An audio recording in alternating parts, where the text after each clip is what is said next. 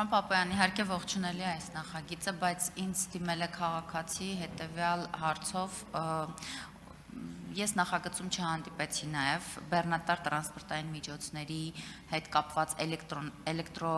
էլեկտրոնային բեռնատար միջոցների ներառումը նախագծում արդյոք հնարավոր է թե ոչ, որովհետև իրականում էլեկտրական բեռնատարների խթանումը կնվազեցնի նաև արտանետումները, վառելիքը եւ իհարկե տեղական բիզնեսի մրցունակությունը։ Հիմա պատրաստ ենք արդյոք կառավարությունում այս փոփոխությունը անել եւ ներառել էլեկտրական բեռնատարները։ Շնորհակալություն հարցի համար, Տիկին Մանավազյան, Ազգային ժողովի պատգամավոր Տիկին Լուսինե Բադալյանը այդպիսի առաջարկով պաշտոնապես ուրեմն հանդես է եկել։ Ես ընդունել եմ այդ առաջարկը հանձնաժողովի քննարկման ժամանակ եւ պայմանավորվել ենք, որ առաջինից երկրորդ ընթերցման ընթացքում ֆորմալ կընդունենք եւ երկրորդ ընթերցմանը արդեն այդ կոդերը եւս ներառված կներկայացնենք ձեր դատին։ Ունեք արձագանք։ Եվ մեկ մտահոգություն, որ ինձ դիմել են նորից այս հարցով, եթե օրինակ 23 թվականի դեկտեմբերի արտադրությանը մեքենան միևնույնն է չի մտնում այս նախագծով, ճիշտ եմ չհասկացա։ Այս պահի ձևակերպմամբ հենց այդպես ենք ձևակերպել, որովհետև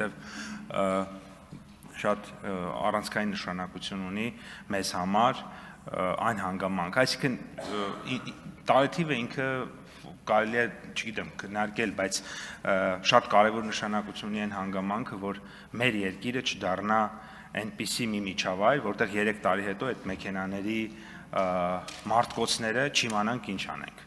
Իսկ նախորդ կարգավորումներով ցավոք սրտի վիճակագրությունը մեզ ցույց է տվել, որ շատ են գալիս օրինակ 17, 18, 19 թվականների մեքենաներ, որոնք 2, 3, 4 տարի հետո ամենայն հավանականությամբ, այսինքն գործարանը ասում է, որ 10 տարի օրինակ հետո ինքը կարող է արդեն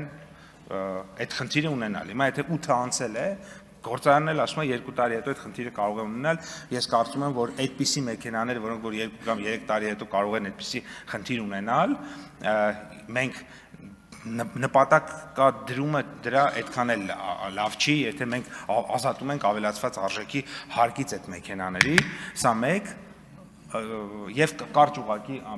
ամփոփեմ, այդ ա եղել պատճառը եւ հետո մենք դա չգիտենք, չէ՞ ինչ անենք, որտեղ պետք է օգտագործենք, այսինքն մենք հիմա նաեւ մտածում ենք այդ ուղղությամբ վերամշակող գործարաններ եւ այլն, այդ հարցը դեռ կա։